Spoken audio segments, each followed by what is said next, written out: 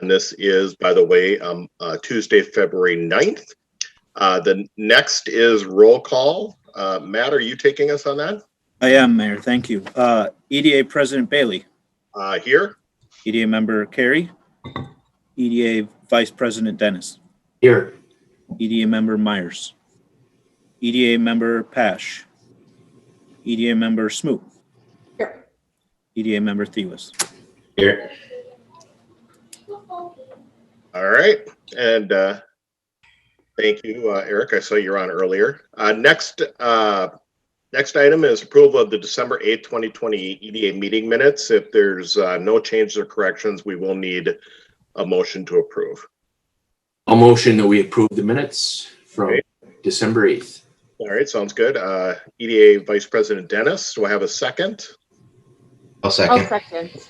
All right, second by EDA Member Thews. Again, Matt, you're gonna have to do a roll call. EDA President Bailey. Aye. EDA Vice President Dennis. Aye. EDA Member Smoot. Aye. EDA Member Thewas. Aye. All right, sounds good. Moving right along, the next item is 4.1, which is the economic development update and business inquiries. And I believe you are taking that, Christine. I am. Good morning, everybody. Thank you for joining us. Rachel, next time, if you could bring the sun with you, that would be appreciated. Yeah, you know what? It was chilly there. I did not pull out my swimsuit, so I was a little bummed. Next time. Yeah. So to begin, the Beige Book report for this this month for January, so they do it quarterly. Employment grew modestly. There was an increase in hiring demand, but the labor supply did respond to the growth that we're seeing. Some labor constraints that they've seen, though, are healthcare benefits and some wage concerns. But also the prospect of enhanced unemployment benefits have kept some people from working. And that's something that we've heard from businesses too throughout Washington County is due to unemployment benefits, some people are choosing not to take a job and stay unemployed because their unemployment benefits are higher. So hopefully that will change over the time and people will fill those positions. We're seeing wage pressures were moderate. Hospitality and tourism saw little or no increase. Price pressures were modest as well. Shipping costs were up. Consumer spending rose modestly as well. Retailers stated the holiday had light traffic, but had exceeded their scaled back expectations. Commercial construction fell since the last report, but residential construction continues to outperform. And again, manufacturing grew moderately in December for the state of Minnesota. Some updates on some projects here in Cottage Grove. Grove 80 Apartments. It's currently in the framing stage on the third of 4 floors. The first floor is doing electrical, plumbing, and fire suppression work. Ravine Park Trailhead Building, the framing and interior utilities have been improved and the contractors are completing the interior and exterior finishes. Airgas, the contractors are completing interior finishes of the occupied area of the project and most of the exterior racking system is in place. And just to let you know, they have hired a gentleman, Josh, as their plant manager, and he has relocated here to the city of Cottage Grove and is going to be a Cottage Grove resident as well. So that's great to hear. Grove Plaza, permit was submitted for facade improvement and tenant build out for the space will be known as Salons by JC. It was the former MGM liquor space and they're proposed to open here in 2021. So it's a suite style salon. So a stylist who no longer wants to or go out on their own can lease a small room from Salons by JC and kind of start their own business. And then they'd share certain rooms like lunchroom, laundry room, but they can kind of start their own salon business. On upcoming February Planning Commission meeting, just a couple of commercial projects that I wanted to share with you. 7702 80th Street. This site has been vacant for several years. It's at the corner of 80th and Hinton.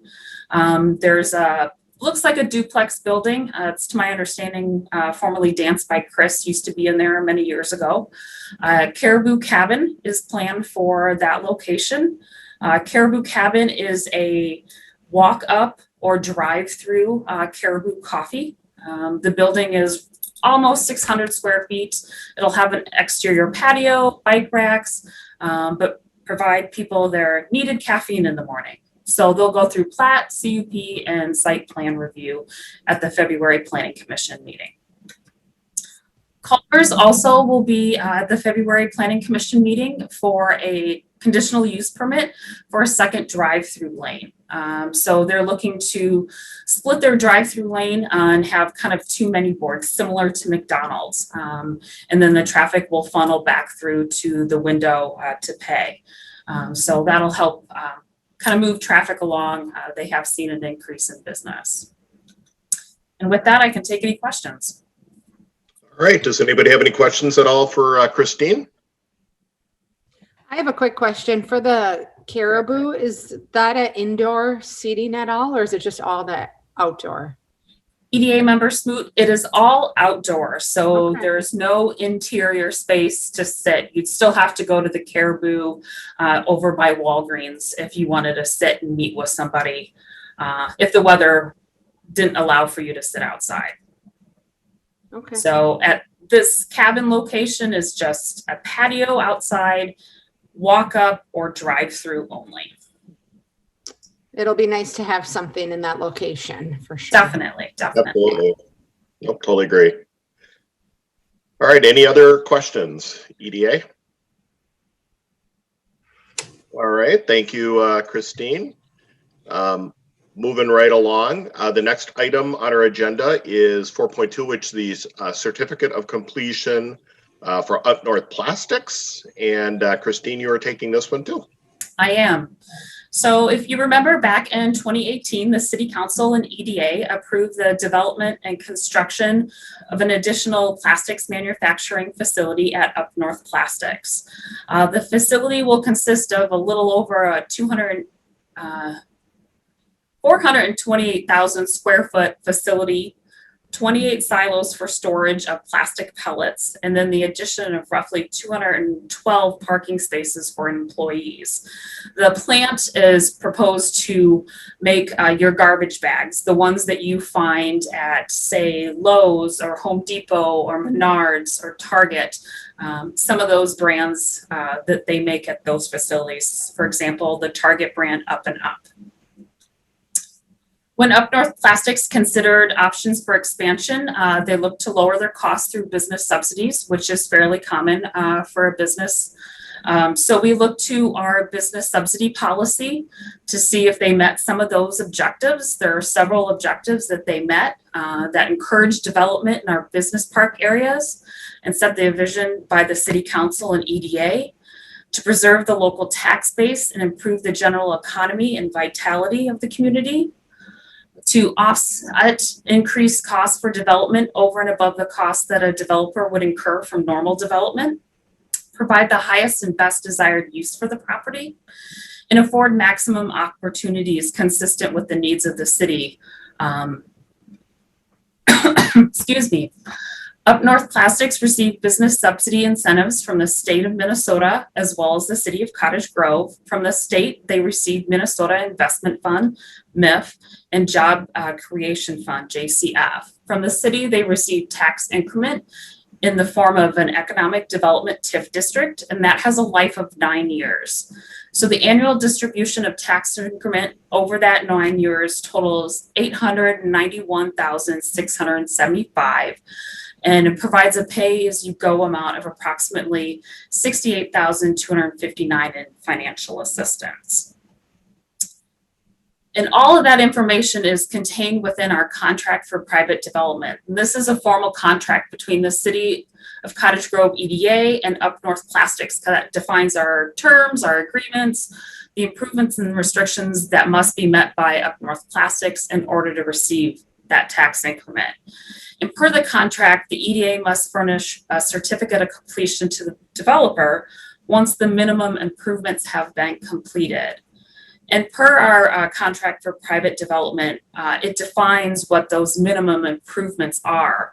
And that is an expansion to the existing facility, which includes approximately a 420,000 square foot addition of manufacturing and warehouse. So they have completed that. Staff received a letter from our building official stating the developer completed the construction of the building and was issued a certificate of occupancy on December 17th, 2020. So with that, we now can consider that complete as defined as the minimum improvements in their contract, and looking to provide them that certificate of completion with the motion before you. All right, sounds good. Thank you, Christine. I do know this is kind of, I guess I'd almost call it a formality kind of piece that we're doing. So EDA members, any questions regarding the development of Up North Plastics at this point? All right, seeing none, we will look for a motion as put before us there. I'll motion. Oh, go ahead. All right. I'll motion to approve that the developer Up North Plastics has completed the minimum improvements in accordance with the contract by executing the certificate of occupancy or certificate of completion form. All right, sounds good. So I have a motion by EDA member Thews. Do I have a second, Ms. Smoot? Sure, I'll second. Thank you. Thank you. All right, any further discussion? All right, Matt, roll call vote, please. EDA President Bailey, Aye. EDA Vice President Dennis, Aye. EDA Member Smoot, Aye. EDA Member Thews. Aye. All right, motion carries. Thank you, everybody. Moving on to 4.3, a neat program, obviously, that we've been doing in the city, which is the Facade Improvement Program, and in this case, the reimbursement for Culvers. Matt, you're taking us through this one. Yes, thank you, Mayor, EDA members. So the Facade Improvement Program we started back in 2019.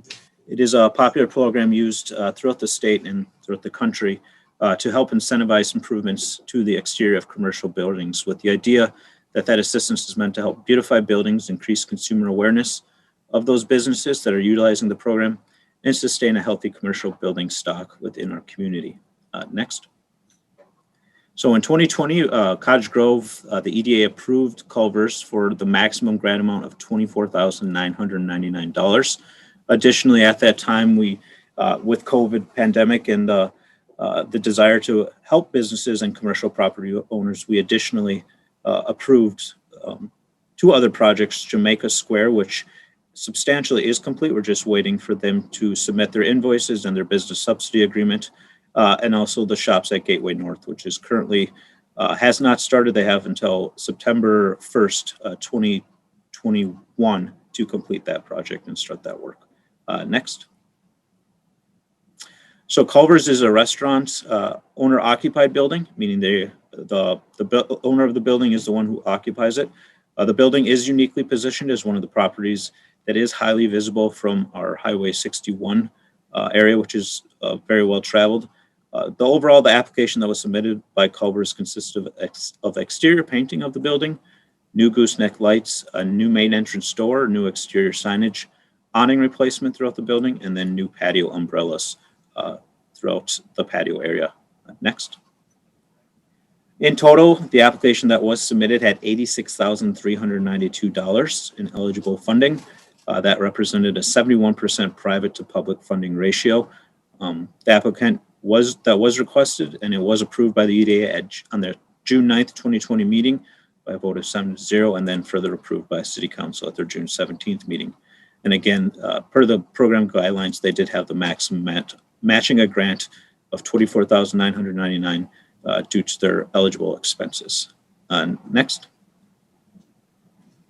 So on January 13th of 2021, Culvers submitted all their paid invoices, and you can see a picture there of their completed work.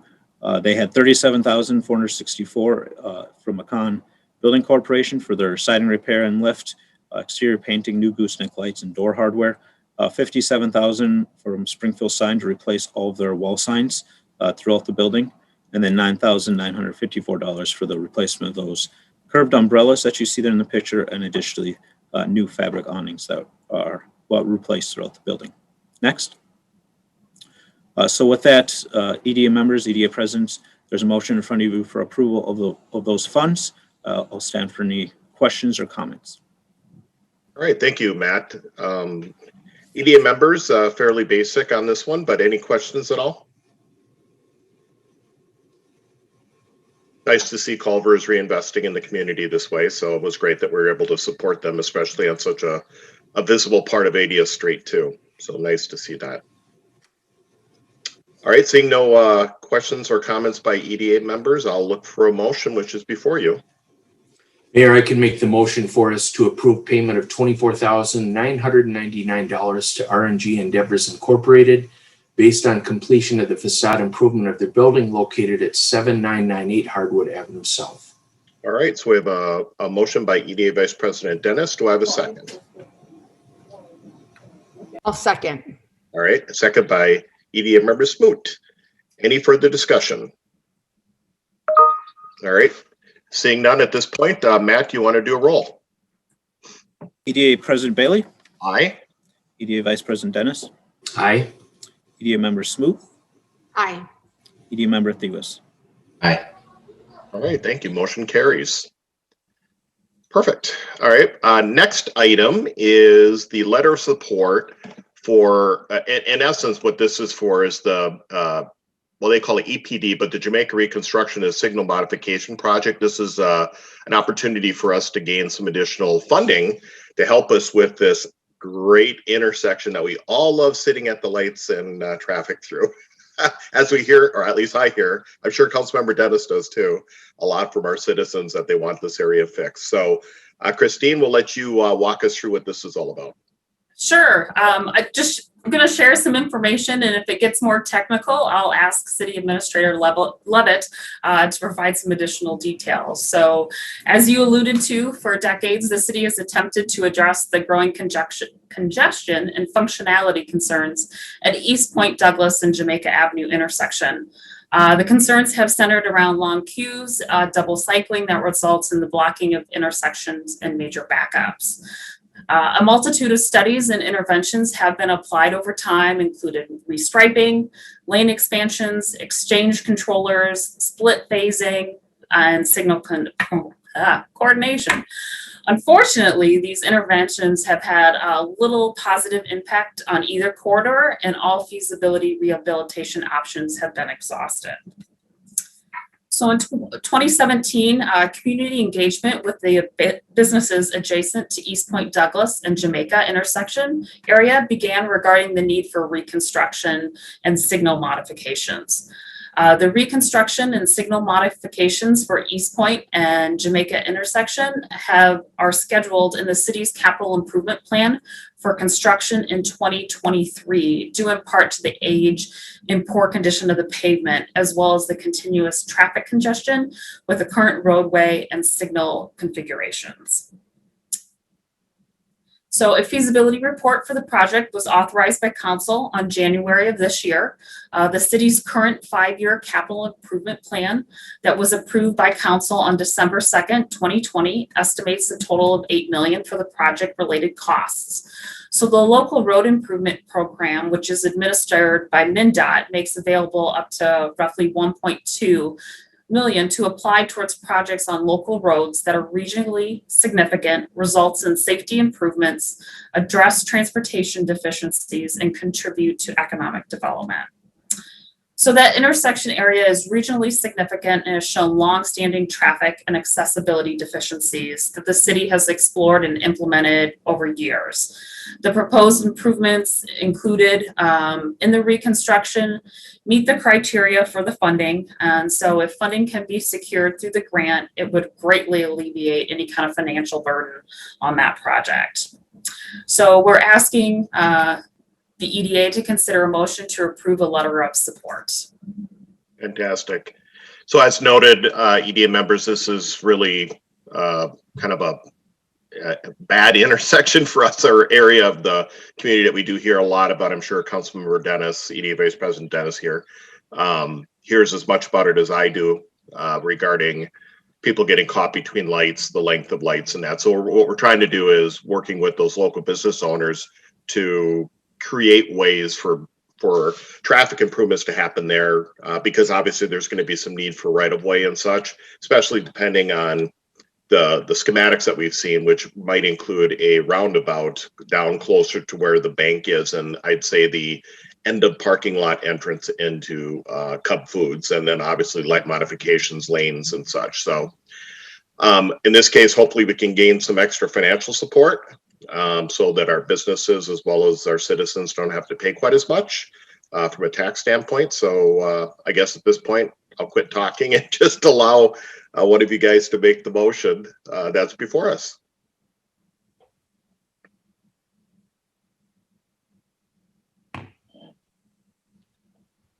I'll motion for the consideration of a motion to recommend approving the letter of, sorry, I have to move my support for the local road improvement program administered by MnDOT. All right, EDA member Smoot made the motion. Do I have a second? Second. Second by EDA member Dennis. Any further discussion? Yeah, Vice President Dennis. All right, thank you, Mayor. And yes, I do hear from people, and sometimes I even hear from myself when I'm in the vehicle sitting there so long. But this is really an important opportunity for us, because potentially it gets us just under 16% of the funding cost for that project. And you know, one of the things that I'll point out very quickly is the importance that we have. And when you look at the way that we do business now, we tend to have a little bit of an eye toward the future in terms of planning and how we design and lay things out, where unfortunately, and with you know, no undue disrespect to predecessors, but we can kind of see the results that the community was not, you know, they didn't take a long-term view look at the picture of how we would change over time. So this is just one of the things that we do, and I put it out there for the rest of the members of this team, and then also anyone who might be watching at home. We put an awful lot of work to make sure that we're looking to make decisions that will stand the test of time. So thank you. Perfect, absolutely. Any other questions or comments? All right, seeing none, Matt, you want to do the roll? EDA President Bailey. Aye. EDA Vice President Dennis. Aye. EDA Member Smoot. Aye. EDA Member Theus. All right, you got everybody there? Sounds good. Moving right along, public hearings, which we do not have any this morning, so there are no public hearings, which is number 5. Number 6 is the EDA calendar. I guess the only one thing I would just mention for the EDA calendar for everybody is the River Oaks in the Eagles Barn Grill will be opening for fish fry in here in a couple weeks. And so if you're interested, obviously, in this case, because of COVID and limited space, we are asking for reservations. So if you're interested and want to get back out there and try their great fish fry and check out the new kitchen and such that they did for COVID compliance, Chef James down there is ready for some work. So it's good to see. And we got a chance, a couple of us on the council got a chance to tour the kitchen, and James and the crew down there were able to show us some different things that they could do now with the kitchen for food, and it was absolutely amazing. So looking forward to bringing this before the public, and then hopefully in time here as COVID will subside at some point, that more and more people can get out and enjoy this great gem we have in our community. EDA comments 6.2. Is there any EDA comments for anybody on the call here this morning? Mayor, I have one for us. Yes, EDA member Vice President Dennis. All right, thank you. I brought this up at the last council meeting, and I wanted to share this here as well because I thought it was a very timely message of appreciation that's coming to us from Ben Gathy, who is the president of the Cottage Grove Area Chamber of Commerce. And in his president's view statement that he puts out every month in the newsletter, he acknowledged the city of Cottage Grove for their support of our local businesses. They have provided reduced license fees and grants, as well as other measures of support. And he says, well, we have watched other cities enforce increased restrictions, Cottage Grove lends its support for relief. So I thought that was a very important message, and it speaks partly to some of the work we do here through the EDA. You'll remember last year we did a business incentive or a business stabilization program here for a number of businesses in the community. So it's great work and important work that we do here, and it's nice to see that we're getting some recognition for that. Thank you, Mayor. Yeah, perfect. And we're hearing that, and I thank you for mentioning that, Vice President Dennis. It's kind of cool. Plus, getting to hear it from some of our local businesses that have been supported by the city in a multitude of ways. I know Christine was telling me about a conversation she had with a particular business where we reached out to them to let them know that we were refunding their liquor license for the year because of COVID. And they got very emotional on the call and in essence started crying because they were so happy and appreciative. So all these little things, and in some cases big things that we're doing, both the EDA and as a city, is making a huge positive impact on those that are running businesses here in our community. So glad that we're able to support them and hopefully can continue to do so as we head forward. Any other EDA comments? All right, 6.3 is response to previous EDA comments. There are none at this point. And so I think we're all the way to, well, we don't have a workshop. She likes to throw that one in there on me. So no workshop at number 7. So we will work to adjourn the meeting. And as you can see, she did put it before us that at this point, we do have a meeting scheduled for Tuesday, March 9th at 7:30 would be our next meeting. So I'll look for a motion to adjourn. Motion to adjourn. All right, I have a motion by EDA. I almost promoted you there. EDA. Do I have a second? I'll second. All right, EDA member Smoot. Thank you. Thank you. All right, Matt, do the final roll for the morning. EDA President Bailey, Aye. EDA Vice President Dennis, Aye. EDA Member Smoot, Aye. EDA Member Theus. Fantastic. Thanks all of you for jumping on the call this morning and being part of the meeting and Cottage Grove and the EDA. And we'll look forward to seeing you next month on March 9th. Take care, everybody, and stay warm.